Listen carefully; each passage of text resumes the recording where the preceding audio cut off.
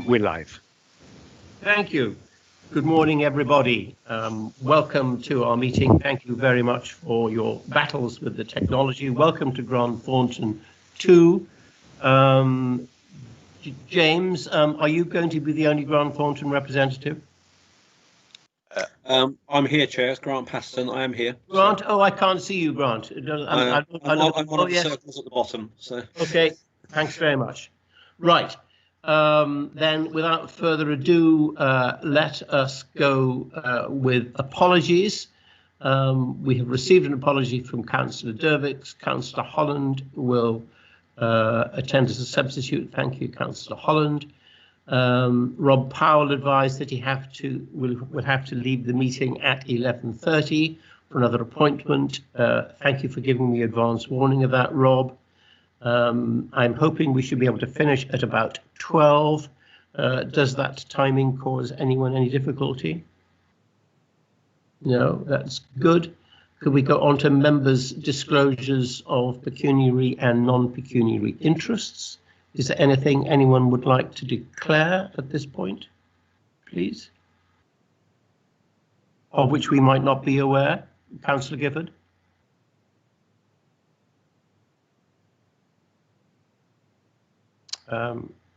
I can't hear Councillor Gifford at the moment. You're muted, Councillor Gifford. Yes, I'm sorry. I'm on the pensions subcommittee. I don't think it's really a disclosable interest, but it's going to be I think that we're going to probably have some discussion about the pensions subcommittee. We will during this meeting. Okay, thank you for that. Any other interests which anyone wishes to discuss? I've got similar conflict if there is one, but as councillors, I don't think we need to declare it because it's publicly declared anyway. Okay. No, you don't need to declare it formally. I thought so. Yeah. Okay, thank you.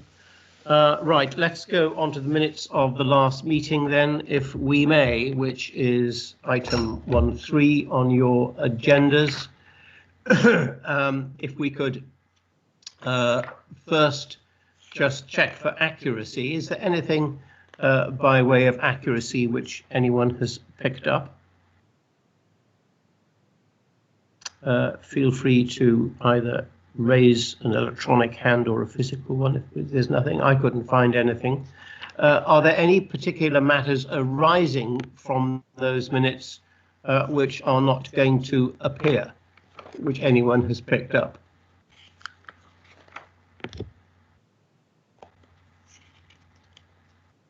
There's not. Speak now or forever hold your peace. Thank you. Right. Then we will move next on to item number 2, which is our external auditor's progress report, which begins on page 13 and goes on quite a way. Grant, are you going to lead in here? Yes, Chair, and Jim will join me as necessary. I mean, it goes on quite a way because what we've reproduced here, as we agreed at the last audit committee, is as we were in the process of finalising the audit findings reports were draft.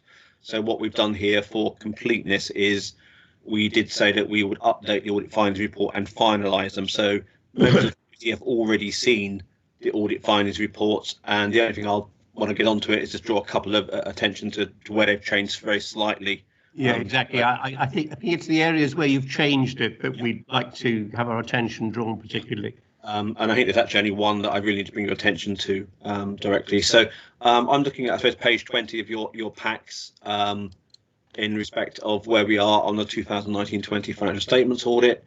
So I can confirm that we signed our opinion on both the pension fund and the county council's accounts on the 27th of October. And our opinions were in line with what we reported to audit committee then. So there were unqualified opinions on the financial statements, an unqualified value for money conclusion, but in both the county council's statement of accounts and the pension fund's accounts, there was an emphasis of matter in relation to disclosures that the county and the pension fund had made on valuation uncertainties that their valuers had made. So really just confirming that we have now completed the audit, and that was following sort of council's approval of the statement of accounts. We have now issued our opinion. on those accounts.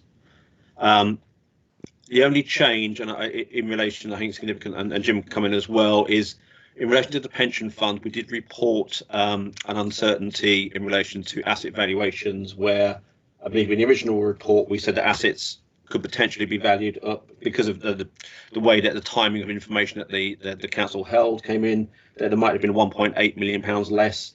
I think when we finalised our work, it ended up being £4.2 million potentially less in terms of valuation on a post, or just over about £2 billion worth of assets. Again, that was not material, and the confirmation that you did not wish to adjust for that, given the materiality and did not impact upon the bottom line, was consistent. Therefore, we were able to issue our opinion. So really, that was the only main change to those reports. I don't know, Jim, if you've got anything to add to that as well. No, nothing further to add. Those were the points I would have drawn out, Grant. Okay. Thanks. So, in terms of our progress report 2021, I think really just informing the committee that we're about to start our work on the work for next year, and well, the plan is to undertake that as in the past, really, with an interim audit, but we will begin those planning discussions with management shortly, and then we will hopefully issue our audit plan going forward. I think we're aiming for when the next audit committee is. I think it's February. It's the next audit committee. Yeah. Is that right? So, so I think we'll be aiming to issue a draft plan there. I think one thing we will need to look at is going forward is going to be in relation to, I suppose, our significant risks at this point in time. I don't see them moving significantly away from property, plant and equipment and net pension liability, but we will need to review how the county and the pension fund have got, I suppose, income in this current COVID environment. I'm not expecting that to change significantly. And I think probably the one change that will be, it will probably not, well, it should not be me taking you through this, because I think I've now done 5 years with the county council. So I will probably be at the next meeting, but I will have to be handing over to someone because we have to rotate auditors after 5 years. But Jim will still be here, hopefully, to take you through that. The big change we will see in 2021 is around value for money, and we just highlighted that there. The new code of audit practice is now in place, and actually the NAO issued its guidance to auditors on the 15th of October, and primarily the shift now is away from us identifying what we believe might be as a residual significant risk to look at, and in your time last night it was medium-term financial plan. We've now got to give a more holistic view of value for money. So there's a change to sort of 3 criteria, but there's now governance, financial sustainability and economy efficiency effectiveness. So we don't have so much a binary qualified approach now, to be more of a narrative report, and you will see a new report called the Auditor's Annual Report, and that will be replacing the annual audit letter. And under the code, we have to issue that by the end of September in local government. It's slightly different in health, where it has to be issued alongside the opinion. I would imagine we would, wherever possible in local government, look to do the same, try not to be disjointed, but the actual code says we have to issue it by the end of September. And I think what we would look to do is take the committee through exactly what that would involve going forward, and training in terms of that, in terms of what we do going forward. Moving on, I suppose, to page 21, other areas. We do certify one of your claims, which is teachers' pensions. That's in progress, and we should be able to meet the end of this month's deadline for that. We will keep in regular contact with finance officers as usual. We last had a conversation with Andrew and the team in September, and we are still planning to run our financial reporting workshops, although I think we're still trying to work out exactly how to run those in the new environment that we're in. I suppose on this page, I think I know we've had a long going conversation with all clients around audit fees, and I think we're just highlighting here, and this is not specific to Warwickshire. It is more of a generic thing that we are seeing that audits are taking longer across the country, and I think we're entering. Well, I know we're entering conversations with PSAA around. I think we've been experiencing, as a result of remote working and elements, it's taken probably about 25% longer on average on our audits, and that's consistent both within the public sector and the private sector. So we are highlighting there may well be further pressure on audit fees. And I know Robert's in the past has said this should be done at a national level. I think we are trying to have those conversations at a national level. But I think I'm saying here at the moment we're still finalising, closing down the audit. But at the moment, I think we're looking maybe across our practice, I suppose, in a way that we believe that there's probably we wouldn't wish to pass all of the costs on, if you know what I mean, in relation to our time. But there may be a potential for us looking to seek an increase in fees of around about 15% across our sector. And you wouldn't be alone in that. And then the final page, on page 22, is audit deliverables. And just that finalising there that we have delivered on all of them except the annual audit letter, which will due a month after the accounts effectively. So hopefully by the end of this month, we'll get a draft annual audit letter out and present that to you in February.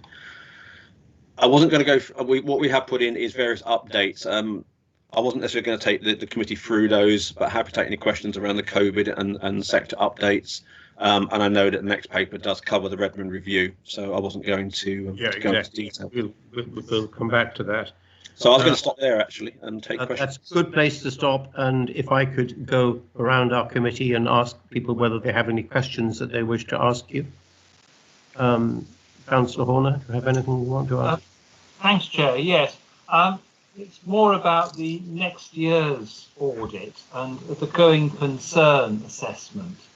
Does anybody remember James Handy? He was a management guru in the 60s. Yeah, John, you're nodding, John. Yeah, the oldies amongst us are nodding. Yes, absolutely. I think I may have had to read one of his books actually. So yeah, I'm sure quite a few people have somewhere. There was a thing called Handy's Frog, which the argument was, you put a frog in cold water, it sits there, and because its ambient temperature is the same as the water.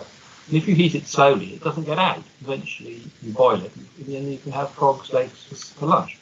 But I just wonder whether we're a bit like that at the moment, because I've been watching with interest the growth as a share of our funding of social care, and how this has squeezed. The government doesn't always give us pound for pound. So what's happening is we seem to be squeezing everything else. Social care is a legal right, and you have to pay it. You cannot not pay it, whether it be for children, young adults, middle-aged adults, old adults.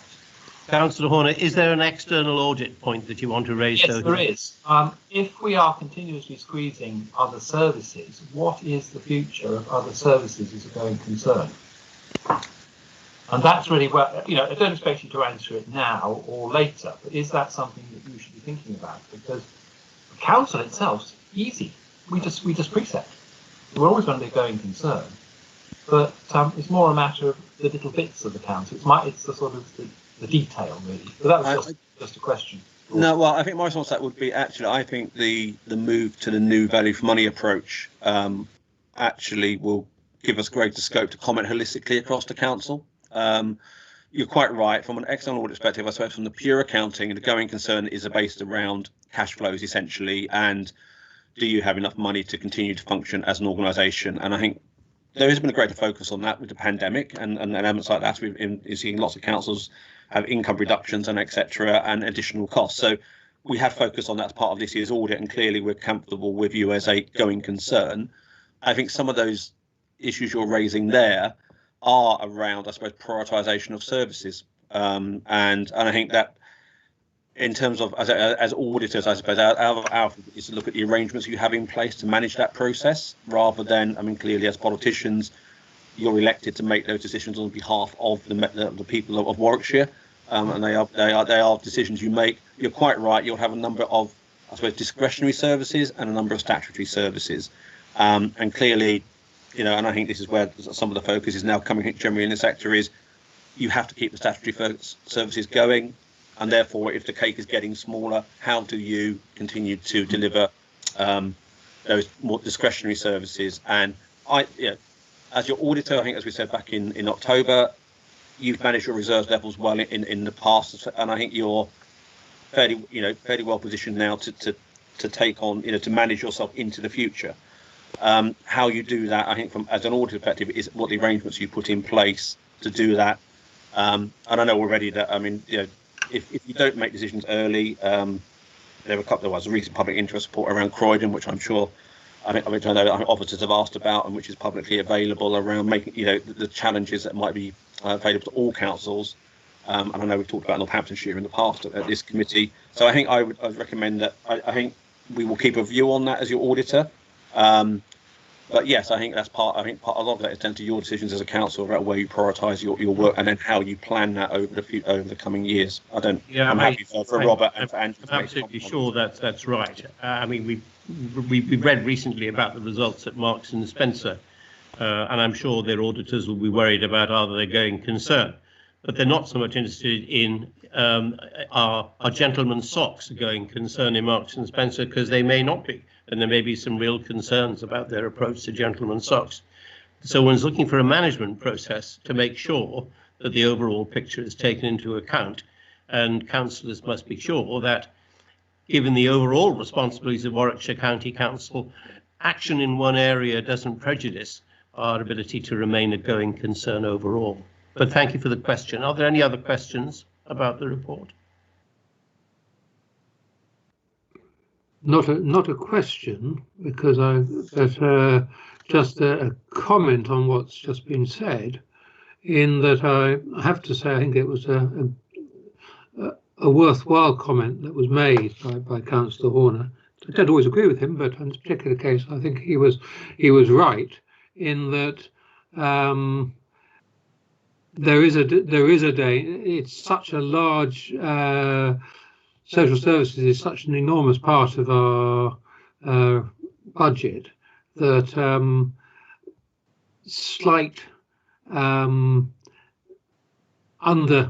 resource can make really quite a big difference. And there is a day, and the point that Grant Patterson made that about Croydon is that there is a danger of looking for ways to finance council services which could be risky, and that also is something. So I think it was a good point, because there is a danger that we sort of behave like the frogs in Charles Handy's book.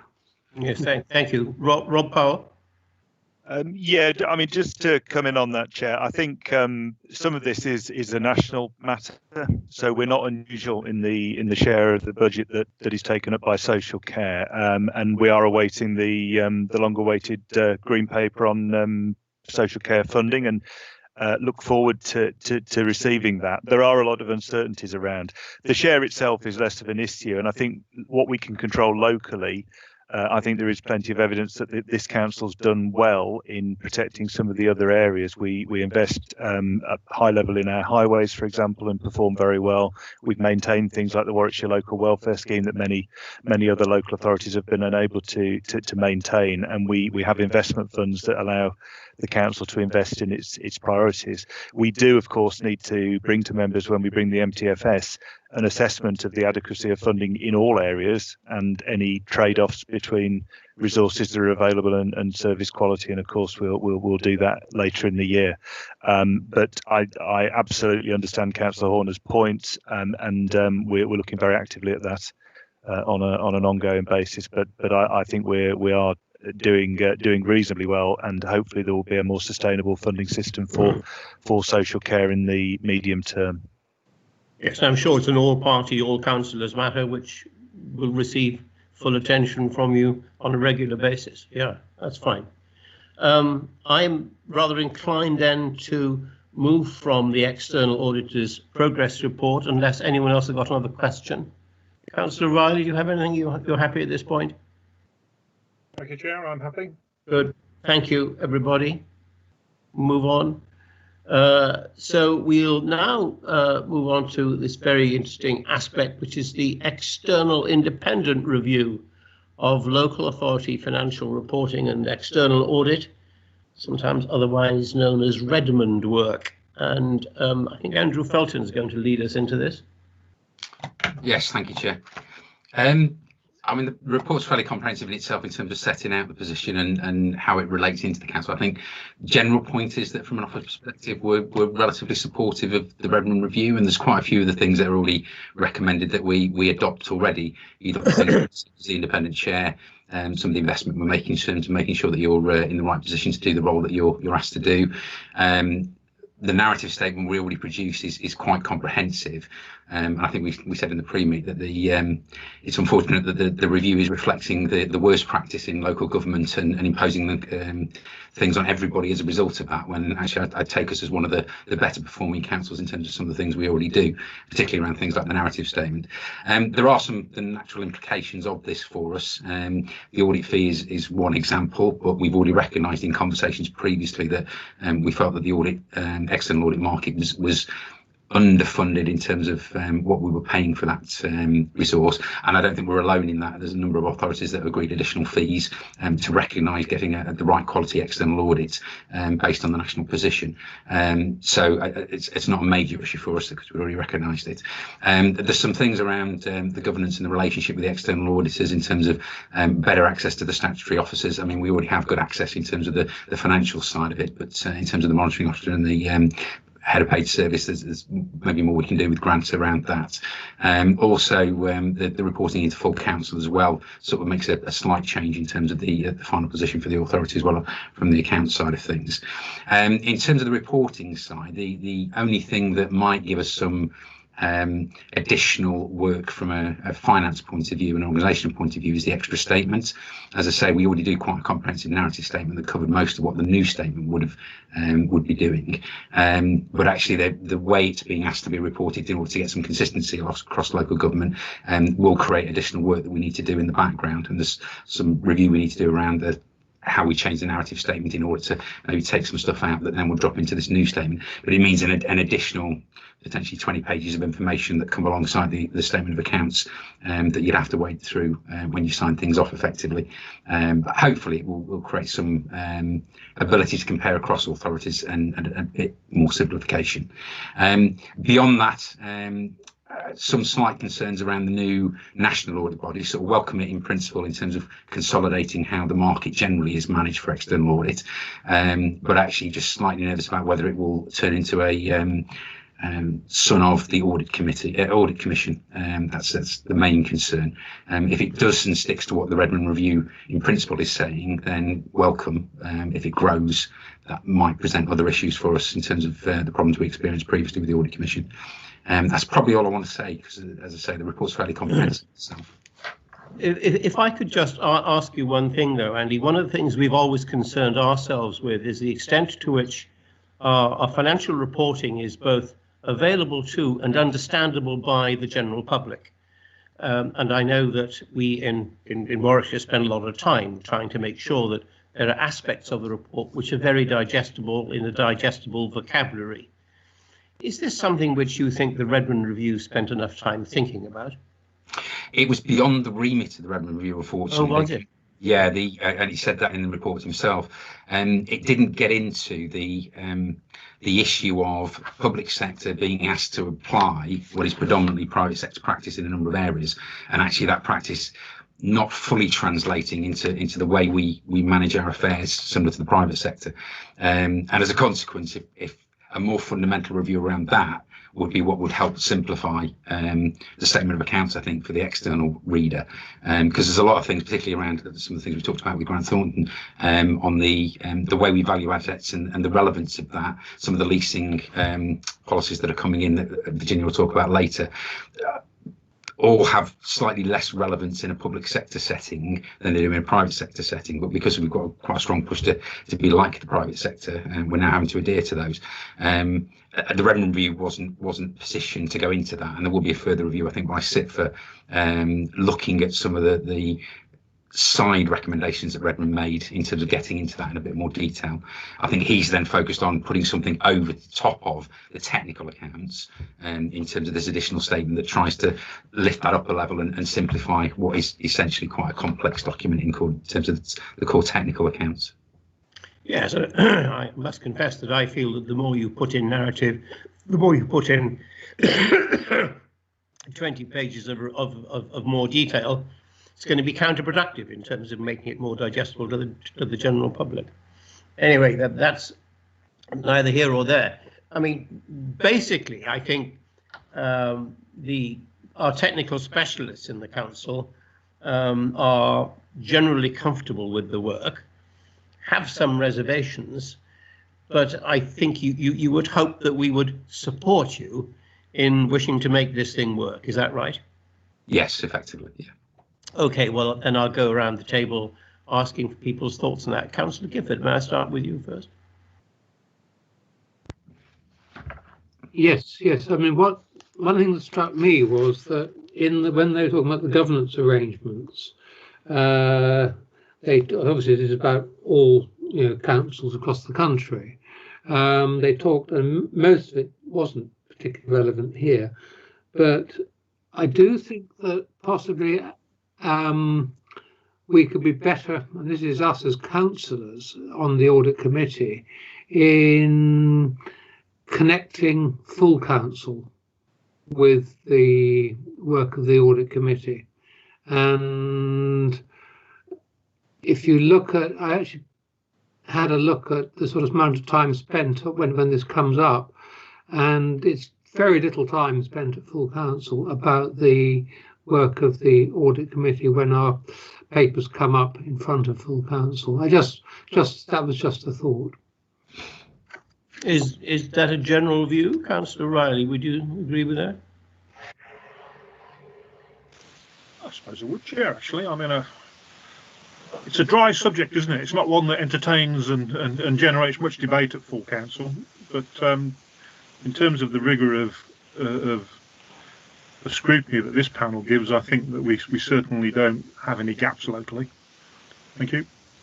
I think you're partly victims of your own success as well. I think that councillors have always contributed very fully and very ably on all these audit matters, and I think that your colleagues tend to trust you to get on with it, because I think, as you say, Councillor, I think they all find it rather dry. It'll only be if we have a problem, of course, that they'd be very interested. If we became like another authority, which we won't name on this occasion, people will say we were asleep on the job, won't they? Wouldn't they? Yeah, Councillor Burney, what do you think about all this? Yeah, I mean, I think as far as the full council goes, members just like to be reassured. So I think my mic wasn't down. Councils like to be reassured. I think it's very well run council. So looking at the report, I think most of them are reassured. But in some of the government arrangements, key findings, there are some things there that maybe we might be doing too much of some things. And the link to the internal audit to the external one, I think that's a valid point, that we're doing two pieces of work, so they should probably be linked. I mean, my concern is that, we might be putting more work and more burden without actually making any difference, and that's waste of resource. That's the concern. Obviously, there are financial implications, the increase in fees, so I'm sure that the Grant thought and agree with it. But if you're doing things very well and you want to pay something and do the same thing, it doesn't really as a layman, make sense to me. And one of the bits I would say is that it came up at the pensions training day as well, that maybe as a new councillor, maybe there ought to be a little more on training and understanding the role and responsibility. I often see very experienced councillors, bringing up political issues into a committee or a committee that isn't really that.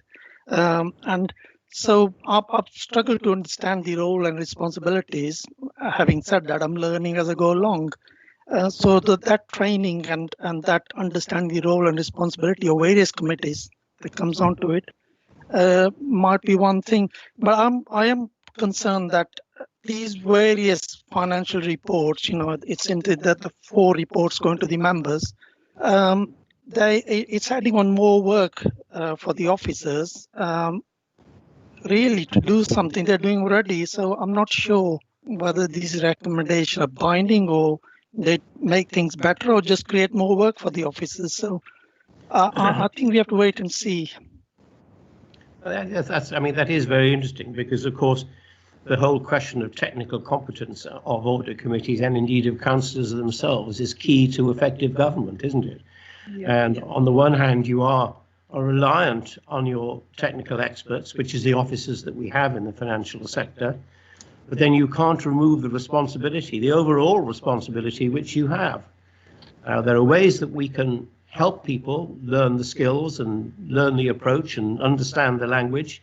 I guess there's also a bit of a personal responsibility, isn't there, too, that if you wish to take if you wish to have the responsibility of being a councillor, then you also have a personal responsibility to try to be as well equipped as you possibly can be to understand good financial management. It's quite a challenge. Councillor Riley. Thank you, Chair. I mean, I think it's an interesting one. I mean, I think the findings are totally understandable and warranted, but also, really, if I'm honest with you, I do think they over-expect the capability of councillors. We are a complete mixed bag, which is what we should be in terms of representing the communities that we are serving. And the police and crime panel for Warwickshire has an interesting structure in that you have the statutory body, which is made up of 8 councillors and two independent members. But actually there is a second body called the Joint Audit and Standards Committee, which is commissioned between the Commissioner and the Chief Constable, that is made up of professionals. It's made up of retired professionals, so there are representatives from KPMG on there. There's an ex-Chief Executive of Warwickshire County Council. There's an academic professor from Warwick University, and these are clearly people who have a professional understanding and experience and network on the matters around audit and the matters around financial scrutiny. Now, what you have there is a fantastically capable body of people, and how we are developing the relationship at the Police and Crime Panel is we accept their scrutiny, we accept the fact that the Joint Audit and Standards Committee have excellent conversations with Grant Thornton around the internal audit for the PCC's office. We are to a degree guided by that deep dive that is done by the Joint Audit and Standards Committee. That actually frees up the Police and Crime Panel to explore other issues around efficiency and effectiveness of the service. So while I understand the governance arrangements and I understand the drive, and I appreciate your comments, I also think that the government report needs to be realistic and understand what councillors are.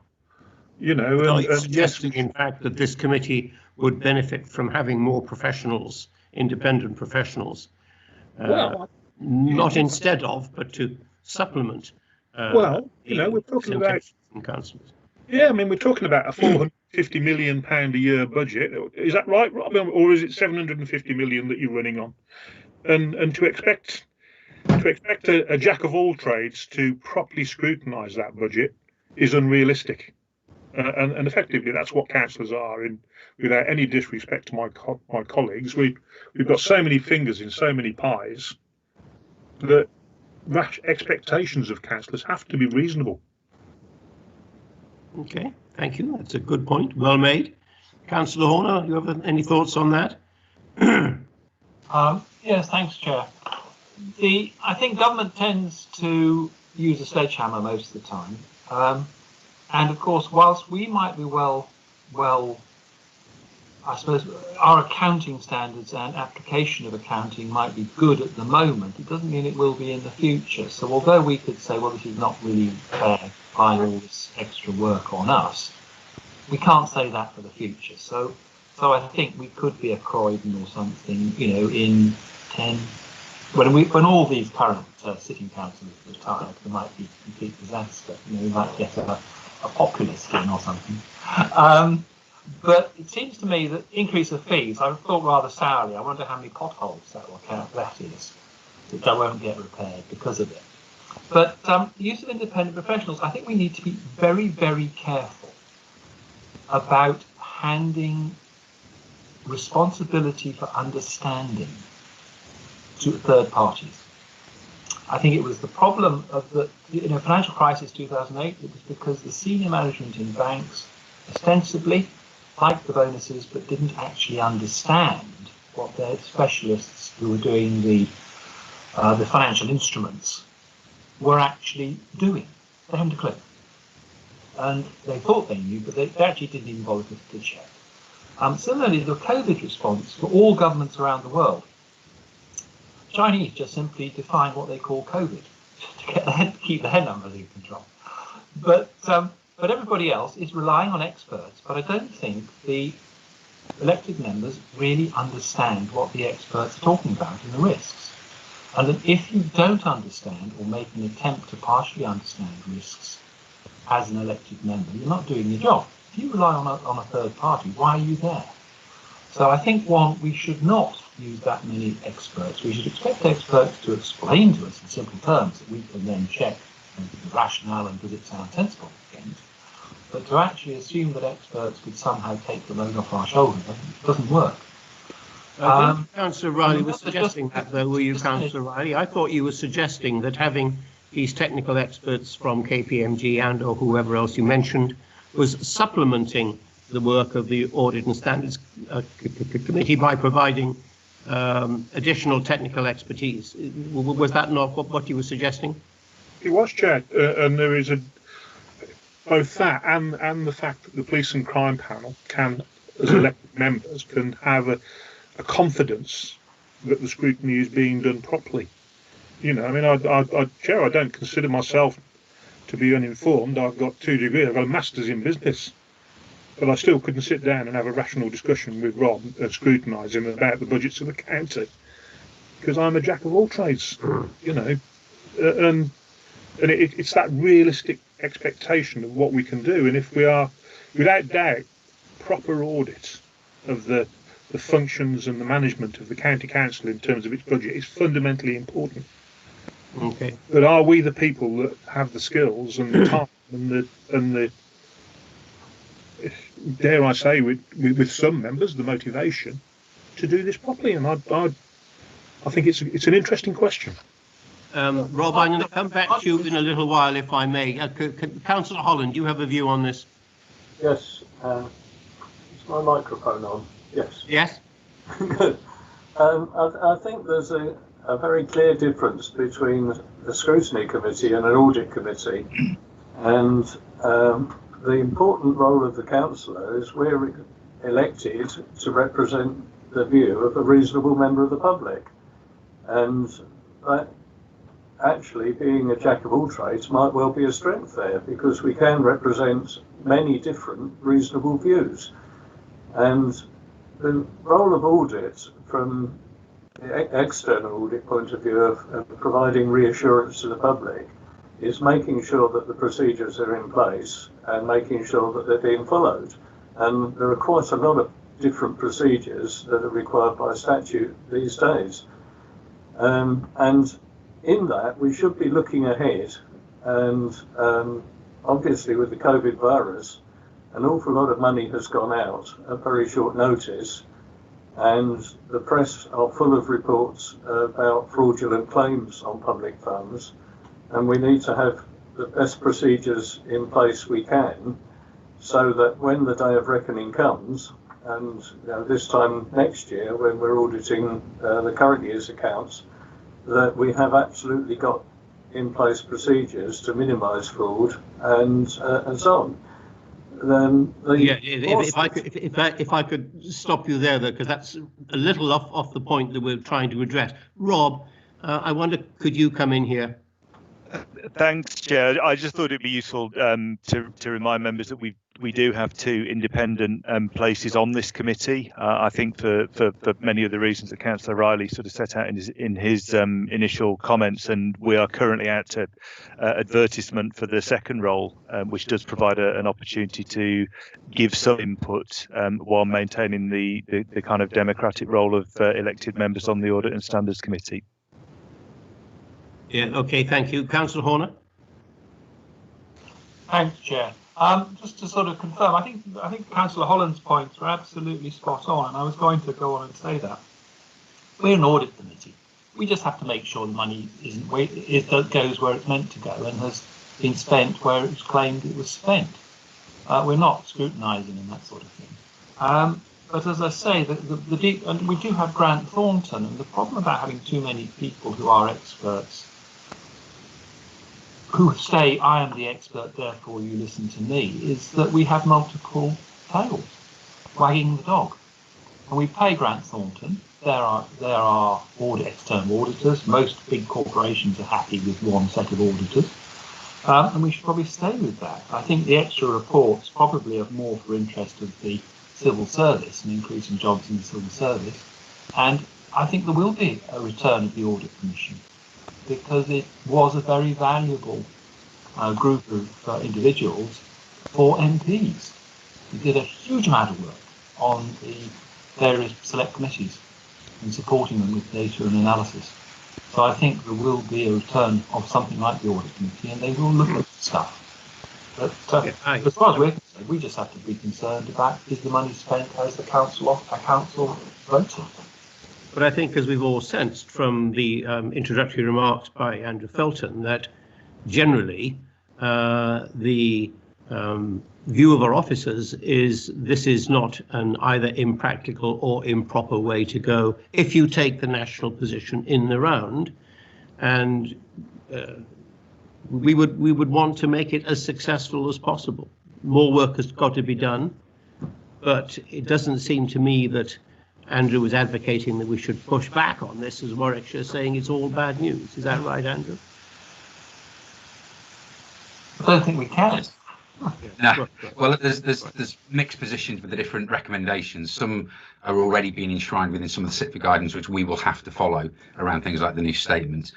Some of them are recommended for us to bring in at an earlier stage voluntarily, some of which we're already doing, some of which still require legislation to put them formally into place, and may or may not be adopted. So there's a mixed picture in terms of the recommendations within the report. But broadly, yes, Chair, we're supporting. Yeah. And maybe this is the point to come into Grant Thornton as well. Grant, presumably this is something which the audit community think is pretty sensible. I mean, yes, Chair. I mean, I think clearly the report, I think we think addresses, certainly if you look at, I mean, we put our small presentation there together and we welcome the report overall. It does address, I think, the key questions we put on and challenges we put in as a part of our submission. But I think, you know, whilst it might sort of address, I suppose, the auditor's perspective, I think we are conscious of all the conversations you've been having here as well. We're certainly, as a firm, we're working in the public sector. We also want to provide a value for money service. And I think one of the issues coming out of this, I think, and we've had conversations at Audit Committee, is, you know, the accounting standards under which you operate, but the risk framework is slightly different to yourselves as a corporate. I'm not sure Tony Redmond can change that because it's enshrined in accounting standards. But you know, that's where you'll see our focus on property, plant and equipment. You know, my personal view would be, I think the risks aren't the same for you in the public sector, but the accounting standards can't cope with that. And our regulator at the moment says, well, that's what you need to audit under. I pick up on the point around too many experts. I think as a council, all councils take advice as appropriate. I think you've mentioned the pension subcommittee. Clearly, we, as your external audit, give an independent view, and I think, as one of the councils mentioned, around how you've spent the money and is it in accordance with, I suppose, the statutory framework. Effectively, that's what, and the accounting framework, that's what our audit opinion says. We say independently, we've looked at that, and yes, you have complied with statute. You have a number of other ways of how you monitor the budget per se, if you know what I mean, and understand that. So we will give that independent view. And as I say, we have that wider public sector view around value for money, and I think that you will see a change. Probably coming back to if council had been around for a few years ago, actually. You know, I'm not going to make a comment on whether the Audit Commission was you know, what it did and did not do. I have to, you know, I was employed by the Audit Commission. I did work in the Audit Commission for a little bit, but I would tend to, you know, my personal view is, yeah, I mean, if they bring back the good bits, then that is fine. I totally see that. I was within it as well, and I did see that I could understand the challenges that councils were putting back towards the end of its life. I totally accept that. But But I think, as you were saying, I think the timeline for it isn't quite clear at the moment. And I think, as Andrew was saying, that some of it does require statute. Like setting up this new body requires a full, I think, an act, if you know what I mean. They might be able to tweak some things like the timelines of the audit, and I think some things that CITFA will bring in. Through my contacts with CITFA, I think an interesting conversation is actually asking the public what they want. In terms of new reporting, I think it's okay for us as experts, advisors, to say this new 20-page report is there, but I'd like to see some form of public engagement around what would you like to see before sort of launching into you must do this, if you know what I mean. That's my personal view, and I'm not quite sure how easy it is for CITFA to do that, but I think that would be quite welcome, because then you might get something that the public would want to read, as opposed to something that we think they might want to read. And I'm quite conscious, I've been a technical expert for a number of years now, and the danger is that you love your job and don't necessarily connect totally with the people who want to read the accounts. So I think if they can do that, that might make an improvement. I think you'll still need to have the statutory accounts in some format, but I think there is that element about how you communicate what you do better, and I think we can do that better as a sector as a whole. I wonder whether I could ask you this point about the lack of capacity in the marketplace, Grant, and the hypothesis, I suppose it is, that by making a lot of more money available to the existing players, that will encourage entrance into the marketplace. If that doesn't work, of course, it's been a very interesting £20 million experiment, which hasn't achieved anything. Yeah, I think if we look at where we are, I think it's not just Grant Thornton. I think all the firms have been experiencing this in terms of difficulty in recruiting and retention. I think in that sense, in terms of taking care of our staff, I suppose, in that sense, and making it attractive. We've had a couple of things, my personal view, a couple of elements come to this. The regulators making it a greater focus, you know, and challenging auditors, and that makes the job as a whole more challenging. And people have been doing their best, and I think people are feeling that while scrutiny is welcome, you know, is that the job I really want to be doing? So part of that is if we have greater resources, we can make it easier for those individuals and our teams to come into audit, because we believe we have a great training system for our people, but then do they want to stay in audit afterwards, if you know what I mean? So I think is it going to bring more firms into the marketplace, or are we always going to only have 6? Well, I think that would depend how the market goes. I mean, I think we clearly at Grant Thornton we have the largest portion at the moment. It potentially could do, but I think that might end up being a balance between the regulatory risks that they see, because you know it's. I mean, as you were pointing out, in terms of, you know, to meet that regulatory risk, you have to have a certain set of quality standards in place. So I don't know whether that might be a barrier to entrance for some. I think we were experimenting at one point around, you see some in the corporate worlds of doing joint audits, certainly for the bigger ones. It's not unusual to see that in some of the bigger sort of commercial ones where you might have one firm doing that, especially if maybe there's a specialist firm that's looking at maybe some sort of group accounting. That's another experiment that has been looked at and considered. So, I mean, we're not against competition, if you know what I mean. So, but I think we have seen sort of mergers as well between the accountancy firms. And I think a lot of that, I might depend how we come out the other side of the pandemic as well, to be honest, around the numbers of firms. I think you might see more in the market. I think it also depends how they go through the next maybe procurement stage as well, because that will be within whether that the regulators' gift about how they want to split the market up. So I think it will encourage more people to do audit, and therefore there is potential, in my view, knock on that, or more firms might become interested in it. But I think the regulatory hurdle might be one that they'll have to seriously consider if you have to make that leap from very small to some medium size. And is it possible, do you think, that the internal audit department of a local authority somehow, somewhere, could acquire the skills to do an external audit of another local authority? I'd probably say that's going to be very difficult. I mean, I think at the first stage at the moment would be we're actually precluded from working, or I can't direct your internal audit under UK standards, so I can't ask them for support, which is the other way, I think, in the past, if you know what I mean, which might be the way that, you know, the work the internal audit do could support my audit, but under the standards I've got to keep separate from them at the moment, so I can't tell them what to do and I can't review their work.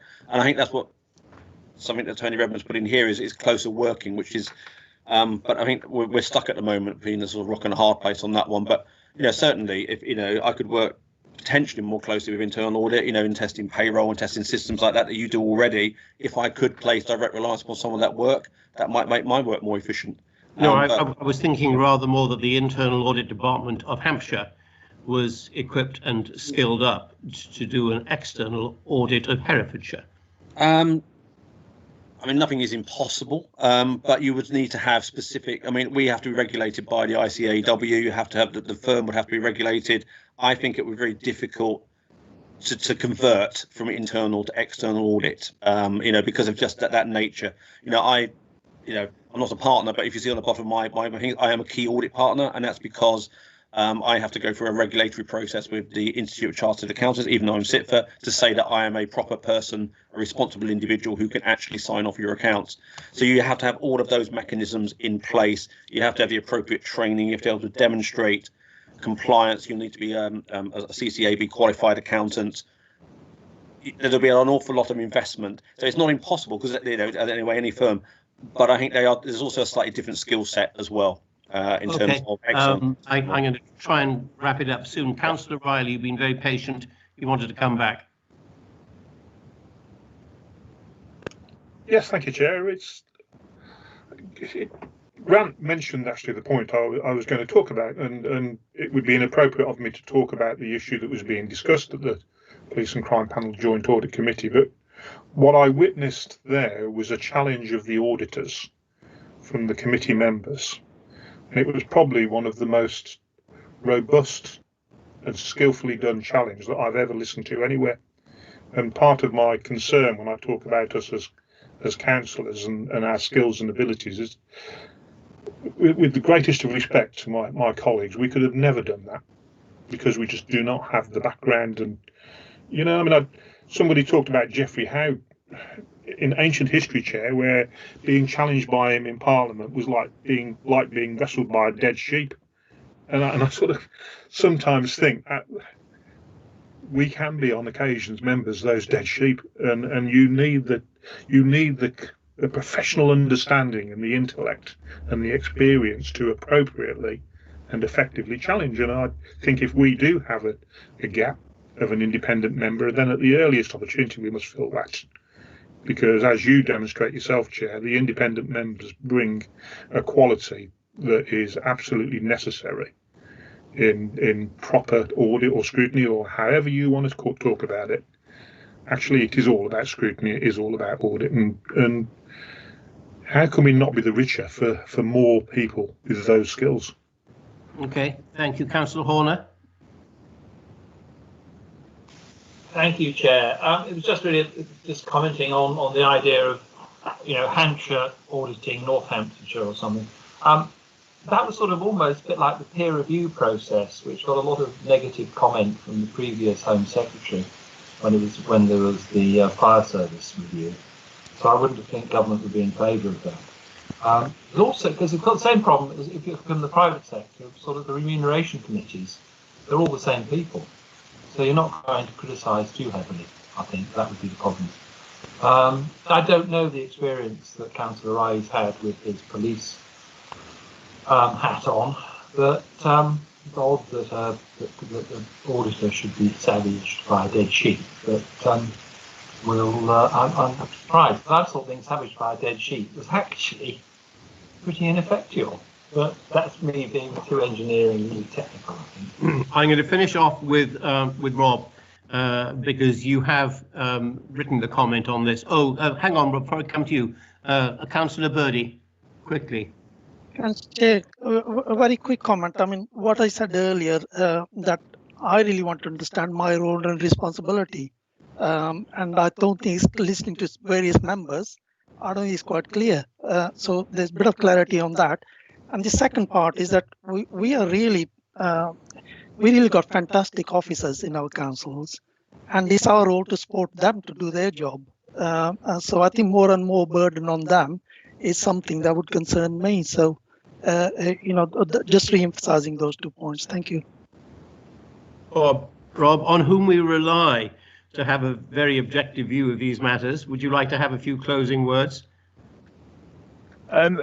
Thank you, Chair. It's been an interesting conversation. I think we've drawn out the main points from the paper, which is sort of self-explanatory. There are parts of the Redmond review I support. I particularly agree with the point about simplification being the big opportunity, which is a sort of side issue, and I feel very strongly about that. I think on the point about internal audit, there is a lot we can do within the existing framework to better link up internal and external audit, and I think we can commit to doing that. And we are out to recruit another independent member to the committee, and hopefully we'll have news on that for your next meeting. I don't see audit as a transactional matter, and I think that's where the previous reforms came from. I think it adds a lot of value to me in my statutory role supporting the council. So as long as the extra fees really do give us a commensurate increase in value, and the proof of the pudding will be in the eating, then I can support that to have a more resilient and sustainable kind of audit for local authorities. But officers will certainly be putting our auditors under pressure if the fees do go up by the sorts of figures that are in there, to provide that extra value add to you as members of the committee and to the council more generally. So I think there are some useful points in Redmond. There are a few things we're concerned about. I don't support the date going back particularly. I don't understand paying more to get a later audit, which sort of morphs into the MTFS process. But we can work around the margins of the detail. But certainly, I think it's been a useful conversation, Chair. Well, and that we do look to you to provide some of the external technical examination of our external auditors, which maybe other people don't. Did I see Nick Vine having a hand up? Yes, Chair. I thought it might just be helpful to confirm that the closing date for applications on that independent member recruitment is the 16th of November. Right. So at that point, we'll be able to feed back in on the next stage of the process. I hope you're offering a lot of money to attract the highest caliber of candidates, are you? We're offering the remuneration that the Constitution allows, Chair. Right.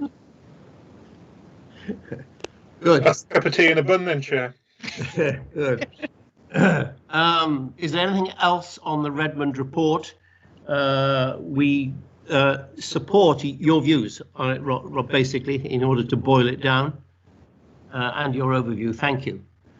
Let us move on next to a much more exciting matter than the Redmond report, and that is some changes to accounting policies. Now, you've got a very good document on this from Virginia.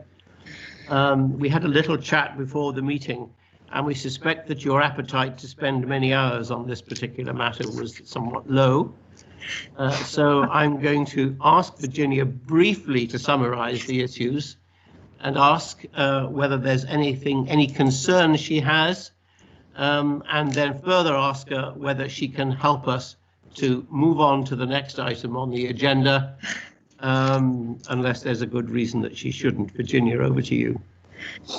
Thank you. And I'm sure this is very technical in nature and something you are required to approve under the accounting standards that we operate to, that we bring all major changes to policies to you. So there's two policies that we're bringing forward to you. One, the policy on leasing, which is being driven by these international accounting standards that we've been talking about.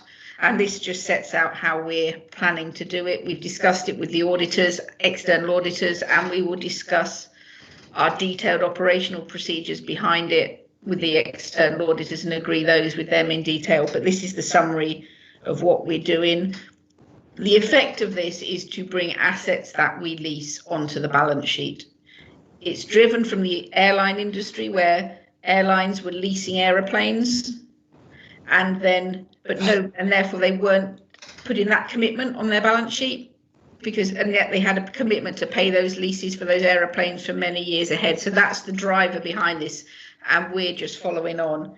The second one is group accounts, which is we will be required to produce on the back of the decision to set up the Warwickshire Property and Development Company. They're unlikely to be required for the 2021 accounts, but they probably will be required for 21-22. But we get the policy in place now so that when we set up the company, we can make sure all the governance arrangements are right, so that we get the right information that we need to complete that process. And I'm not going to say any more than that, but I'll take any questions if anybody's got any.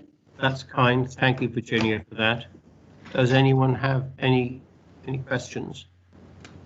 Councillor Horner. Thank you, Chairman. It seems to me with the finance, the leases and stuff, we're just bringing it into line with private sector gap, isn't it? But the one I was intrigued about was 2.7. The accounting policy in relation to group accounts. That you're valuing the interests is fair value. And I just wondered, sometimes it's fair value or book value, whichever is lower. And I wondered whether there's any thought about that, or is that just the way it's recommended? Yes, we don't have a choice. We have to value them at fair value. Yes, that's not something we have a choice about. No, because certainly the private sector tends to do book if it's lower, because they're much more conservative. They don't have the wildness of the public sector, I'm afraid. Thank you for that.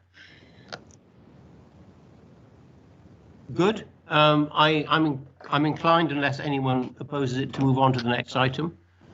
Thank you, Virginia. The next item is update on preparations for EU transition, in which we have both Nicola here and Ben. So I don't know how we're going to. Oh, Geraint, you're here. I'm here. I expect you until later. No, I got the heads up, so I'm here, Chair. Oh, very, very good. Thank you very much for coming along. Right, we are most anxious to hear from you. And perhaps if you could also link in our concerns that things were being looked at what must be inevitably concerns from the council as a whole. That this is being looked at, and I think we would all feel that as long as the council overall is anxious to be sure that plans are made, then a lot of our job will be made a lot easier. But over to you. Brilliant, thank you, Chair. Just to help you, just a very quick introduction, and then there are colleagues on the call to pick up some of the details should you have any questions. But its first point is to say that Mark Ryder, who's our Brexit or EU transition lead, sends apologies. But the report has been a really helpful exercise in terms of putting in front of you the kind of preparations that are happening within the council.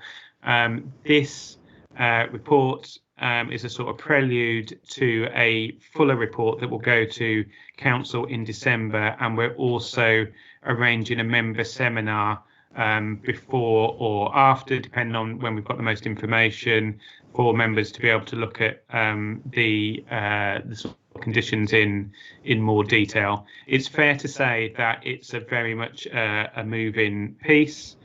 So the report gives a status as now. And sets out the kind of approaches as the committee will want to be interested in around our own assurances on the different elements. But it also kind of, as I say, kind of leads towards those fuller discussions later in the month, when we hope to have more detail and understanding of what that will mean from a national perspective. As you can appreciate, the conditions now are slightly different to when we were discussing this. We've discussed this at full council several times back in earlier in the year and previously, and we were able to have a full debate. But there was a lot more national context and content. There's less of that at the moment, most likely due to the focus around COVID. But the assurance for the committee is that the processes and the mechanisms and the frameworks are in place to pick these issues up as they arise. So I wouldn't want to say any more than that, Chair, but just to give you the introduction, and obviously there's, as I say, people on the call, Nick, Ben and others, to answer questions as you have them. Yeah, I think the thing which concerned us particularly last time, Geraint, was that we wondered whether the implications of a no-deal Brexit had been examined in enough detail. Yeah, I can answer that, and others might want to come in. Nick, you might want to come in, but the risk assessment that sits around the Brexit group that Mark chairs has sort of works almost on the worst case scenario. So it's looking at that and then looking at the contingency that would be needed. It would perhaps helpful. I think in this circumstance, there's probably less to worry about in the immediate and more about the tail in terms of what comes after the EU transition.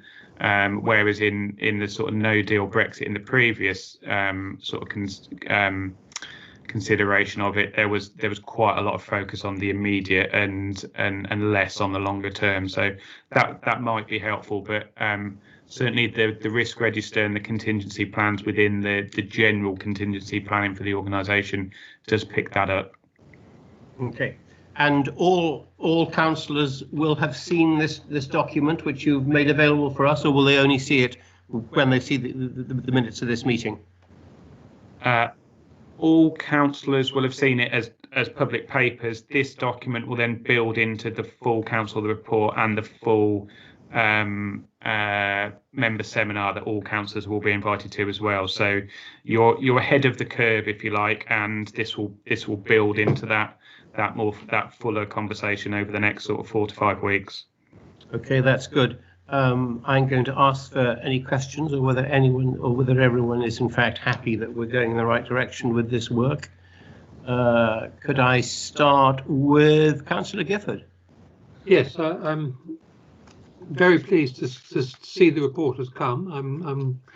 I understand I must admit, I'd expected that by now there would have been, when the government and the European Union would have come to either an agreement or a definite non-agreement. And to some extent, I fully understand the difficulties you must have had in producing a report when we're still in limbo. With this effect, when we asked for the report, we all expected when it arrived there would have been some decision, or a decision not to have a decision by now. So what I am pleased to see is that work is being done, and it gets across the point that an awful lot of it is stuff that the county really can't have any influence on. One thing that did strike me was you mentioned industry and those sort of jobs. There's no mention at all of the agricultural sector at all in this. And I just wondered whether that was because it's, we are certainly in the south of the county, a fairly agricultural county. I just wondered on that. Well, yes, I'm very glad you've done that, because having a trading standards representation here, we have a responsibility for the movement of livestock. And that is something for which there are significant implications in the event of a no-deal Brexit. If I may just come back on the only reason it's submitted is it was to keep the report as brief and to the point as possible. Right. It's not covered in the sense of being necessarily something we don't think is important. We clearly recognise the importance of all of the sectors across the Warwickshire's economy. But it was just to keep it to the point and as accurate as possible. And the reference to manufacturing jobs was the easiest direct link in relation to the point that was being made around a trade deal. How it was really to kind of evidence the point rather than go into the full detail around the economic impact. But is it possible that we could hear from Trading Standards about the work they've done on the implications on the movement of livestock and particularly animal welfare issues? Chair, I'm very happy to come in on that, if that's okay with you. Jonathan Sawyer here, the Group Manager for Trading Standards and Community Safety. Yes, we very much looked at the whole aspects of the food chain. We've taken a decision, Chair, and I'm sure you'll appreciate why we've done this, is that we've decided to form a small team within Trading Standards of multidiscipline background who are now working on a risk register, what we think are the key issues in terms of EU, and that team will then work with those industries, including those connected to the food chain, to provide them with the very best advice that we possibly can. Our intention is to roll that advice out over the coming weeks, but also to provide a series of advice guides through our websites and webinars for particular types of industry, so that actually we can provide them very, very clear advice.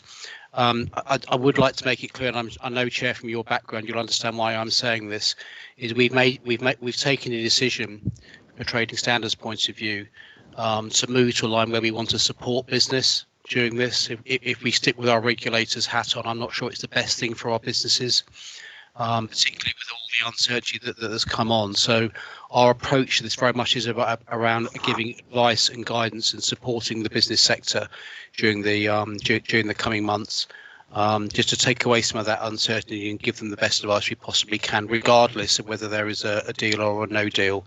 And that's our intention, Chair, and happy to bring that back through the reports that Garant's already mentioned.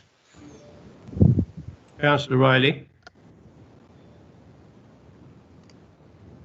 Thank you, Chair. A couple of points. I mean, I'm grateful for the brevity of the report.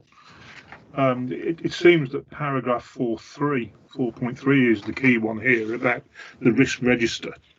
And the question is, where will that risk register in its draft form go for consideration? Will it come to this panel? Because actually that looks like the one that's deadly important to us, to stop us buying 1 million face masks that are of no use and of the right standard as we move forward with any of this, to quote a recent example nationally. Ben?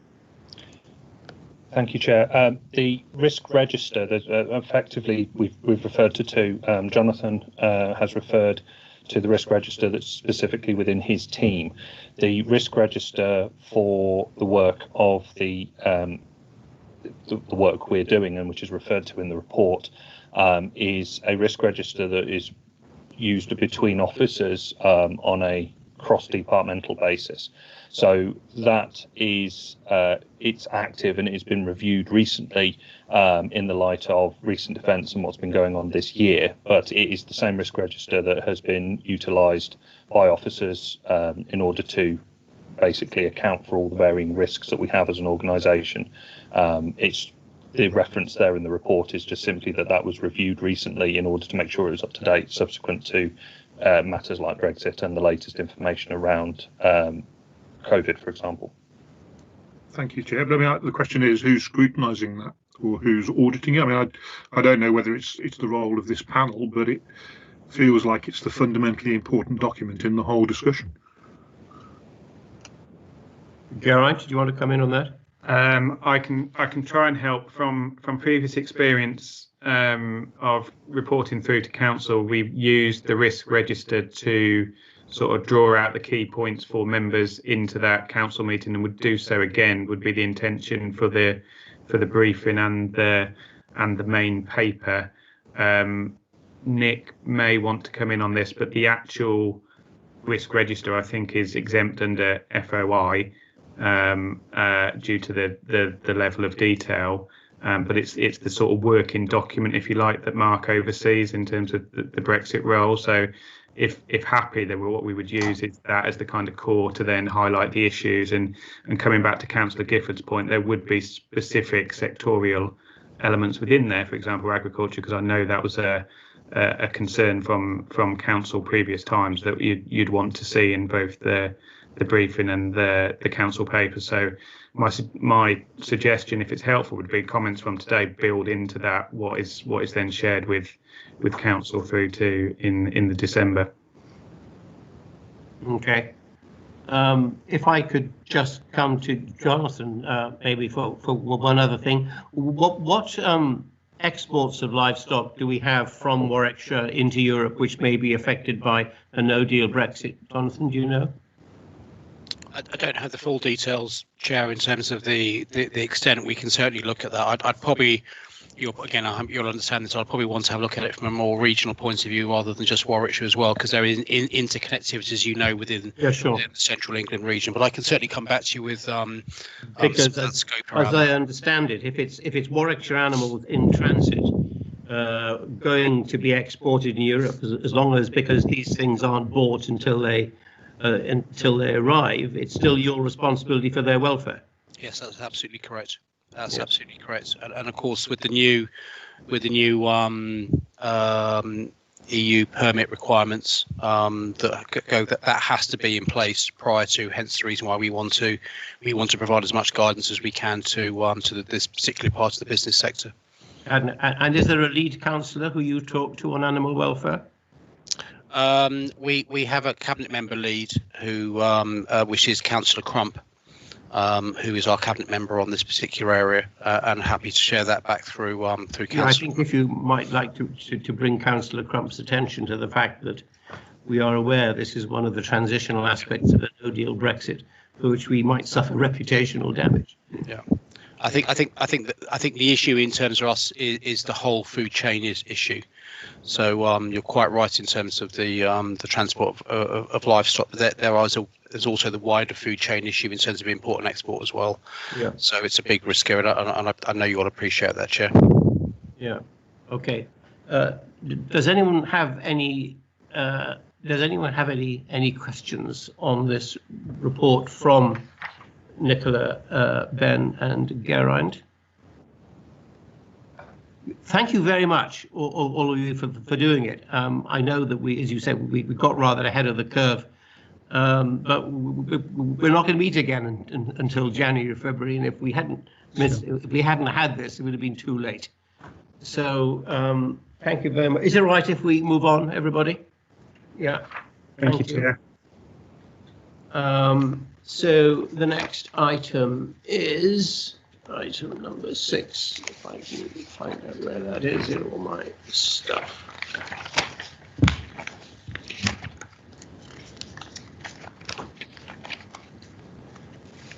Page 229, Chairman. Yeah, thanks.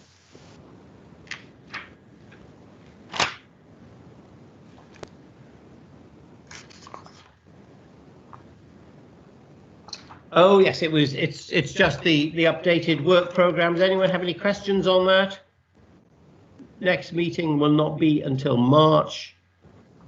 But I see one of the items for the next meeting was the Code of Conduct consultation, which I think brings us on to the next item, doesn't it? Just Jane. Jane, you there? Yes, Chair. The Committee on Standards in Public Life, as members will be aware, issued their ethical standards report into local government in 2019. At that time, they made various best practice recommendations. Those are set out in full in Appendix 1 of the report. And they're now chasing up on whether or not councils have implemented those recommendations. The report sets out that we largely comply with those recommendations. There's 3 areas where we don't entirely align. One relates to gifts and hospitalities registers, where we don't currently operate one, but as members are aware, the Local Government Association is currently consulting on a model code, and they're recommending gifts and hospitality registers with a value of £25, whereas the Committee on Standards in Public Life is recommending £50. We don't really want to start implementing a gifts and hospitality register until we know what type of gifts and hospitality register we should be implementing, because we prefer consistency. The second area relates to publication of information about complaints, and we think we can improve practice in Warwickshire by reporting annually to Audit and Standards on complaints under the Member Code of Conduct. And the third area is the Committee on Standards in Public Life. We're recommending councils should carry out an annual review of their code of conduct. We generally in Warwickshire only review our code of conduct if there's been some local difficulties, which is indicated a review, or there's been a national change which merits a review. We generally think that's a proportionate approach to take, but obviously if the committee's got a different view, then we're happy to put in place some arrangements for an annual review. So open to questions, Chair. Fine, thank you, Chair. I wonder if we could take those 3 points in order. The first point on it being premature to reintroduce gifts and hospitality registers at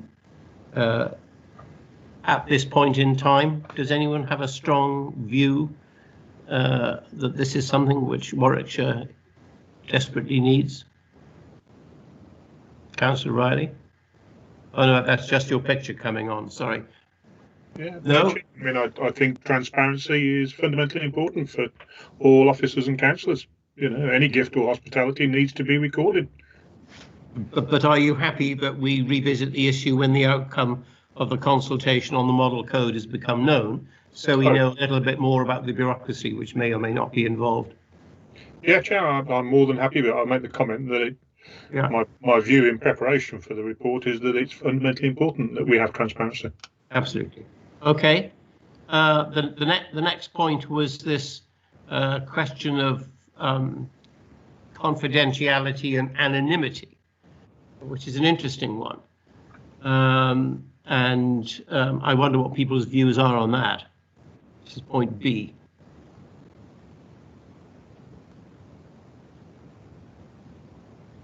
Chair, apology, but I don't have a report in my pack. Oh, didn't you? No, it was one of the ones which came later. I do apologise. I will tell you then the issue is that we believe that we wish to retain the discretion on a case-by-case basis to maintain anonymity with regard to the specific facts of cases, and in particular where a complaint has been made and no fault has been found.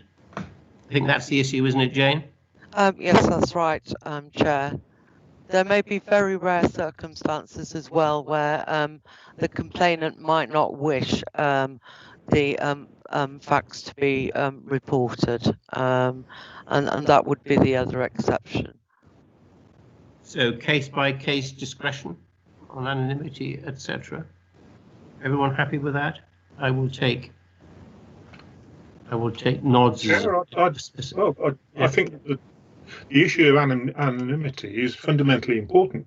I mean, I'll turn my point about councillors round now and say that we are effectively volunteers. So I have seen in parts of the county at the district level a complaint system being used, I feel, inappropriately. And not only the investigation into the complaint being cited in a public environment, the findings of the investigation, but also the fact that the complaint wasn't upheld properly. Now, well, that is our current view, of course. That is what we currently do, isn't it, Jane? Yes, that's correct. That is what we currently do. I think that there is pressure because we are all in public office. There is pressure that, notwithstanding that we're volunteers, that we have to be open and accountable, and these things should be published. Totally, but there is an issue of mudslinging. Oh yes, particularly where why we don't like it. Particularly where it is an aggressive political environment, and one of the things that always strikes me about the county is it is generally a benign environment. But should certain characters change at the next election, then the county needs to have a serious think about how it progresses issues around complaints, because I, for one, would be not prepared to serve in an environment where I felt that allegations were published, because I am a volunteer. I am not an employed individual, and I totally agree with transparency, and I totally agree with accountability, but only when those allegations are found. Okay, Councillor Horner. Yeah, I agree with that. Thank you, Chairman. The only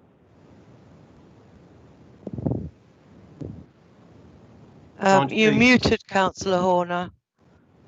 You're muted. I must have done it twice. Yeah, it's comment is 4.5b, which is that you don't, if a fault is found, as I read it, it is that you have a complaint, a fault is found, but then the person who makes the complaint says, "Oh, don't make it public." I can't see that is correct. I can understand not making the person who made the complaint's name public, but the fact that a fault was found with a councillor's behaviour, I think would be quite important. Am I reading it right? Yes, there was it's, as I say, it's a very rare circumstance, but there was a particular complaint where the complainant really did not want the complaint to be made public. Even though found to be correct?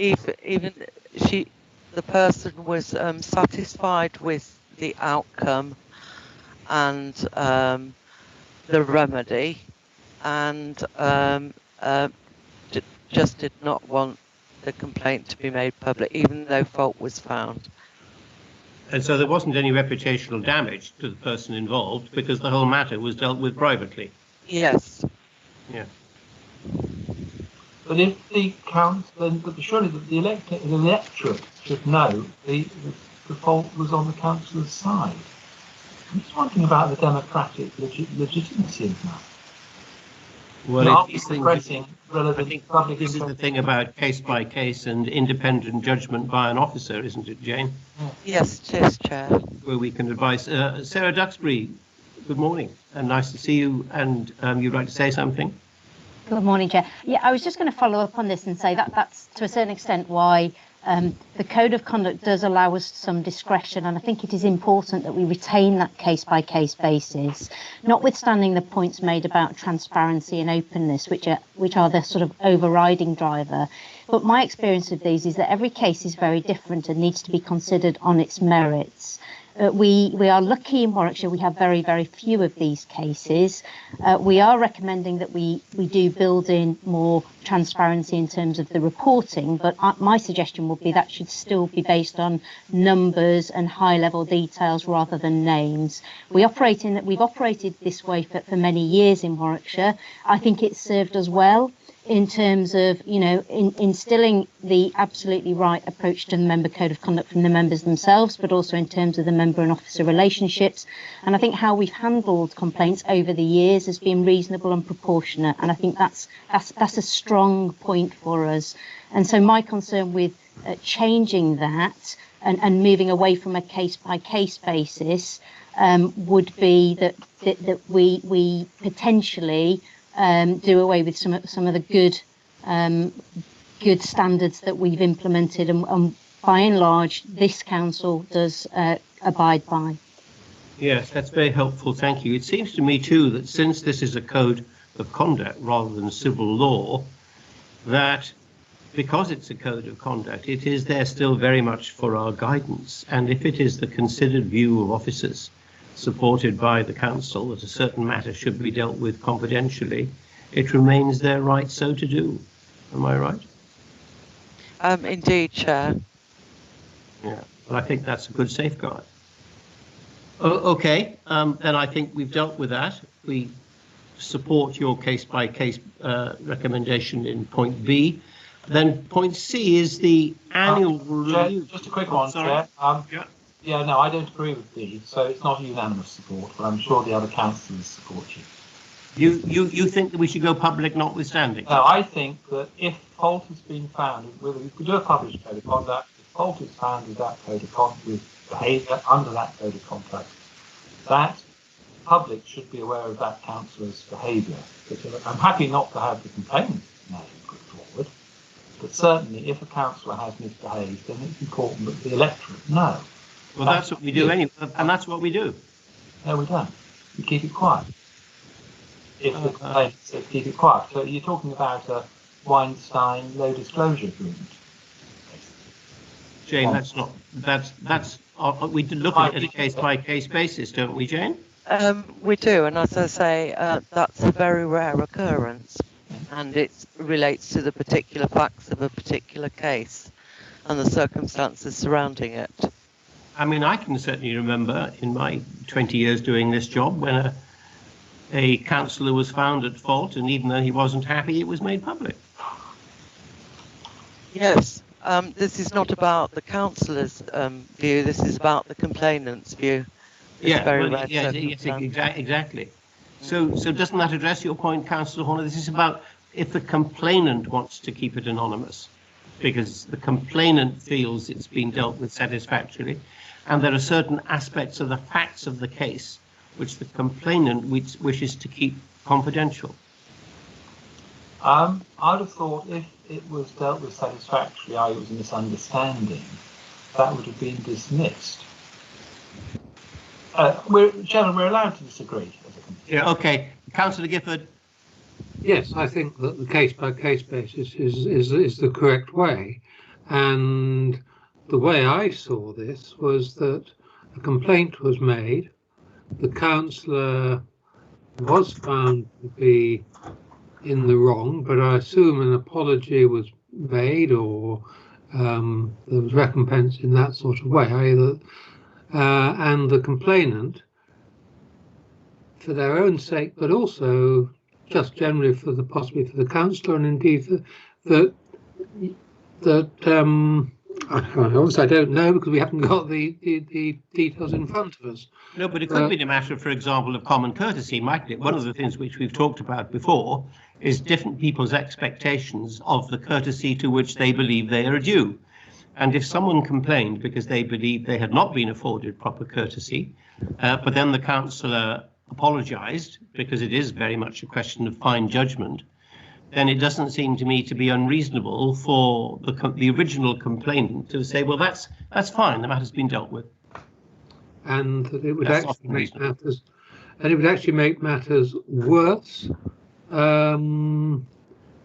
for that sort of situation to be made public when both sides actually, and indeed the council, felt it was not in the public interest for that to be splashed across the newspapers. Case-by-case basis, I think that case has been made. Okay, I'd like to move on, if I may, to point C, which is the question of an annual review, which is an annual rigmarole of something. Is this something which should be done by rote annually, or is this something which you would be happy that should be dealt with on an as-needs-arise basis?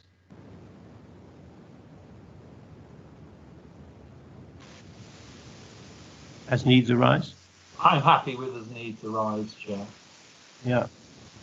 I mean, maybe every time we have a new council, it'd be worthwhile having a look at. But I would think that if officers feel that it's something they wish to bring to our attention because something needs to be fixed, then we will have a look at it. But if it ain't broke, don't try and fix it. Yeah, Chair. Can I say that if we do it as needs arise, then we're in danger of creating a procedure after the incident has happened, and that may not be perceived as fair.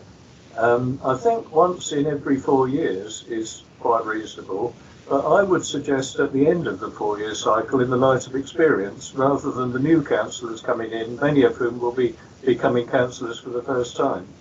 Okay. So, that's good thought. Thank you. Councillor Horner. Yeah. Thank you, Chair. I think you can argue it both ways, actually. I would say that if with the new council, they'll be taken through the code of conduct.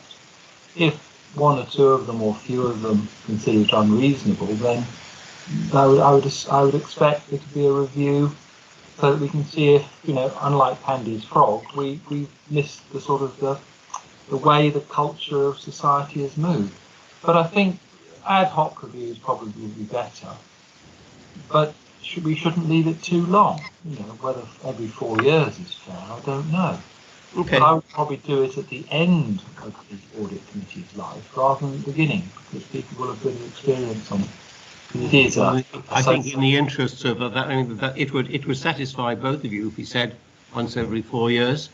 There is a danger, I agree, Councillor Holland, of changing codes of conduct on a case-by-case basis because you react unduly to something which has happened recently, and that is dangerous. But we have in Appendix 1 what we would like to send. Is everyone generally happy with that one exception about the 4-year review? Yeah. Yeah. Jane, you happy with that? Yes, I'm entirely happy with that, Chair. Thanks. Yeah, with that. Okay, good. Thank you very much, everybody. That concludes item number 7. I think that it is then time to. Is there any other business for this public meeting? I will wait for a little while to see whether anyone raises a hand or no. No, there is no other business for this public meeting. So with thanks to you all, and with a stay safe message to the public, we will now move to a confidential session if someone would like to propose that as a resolution.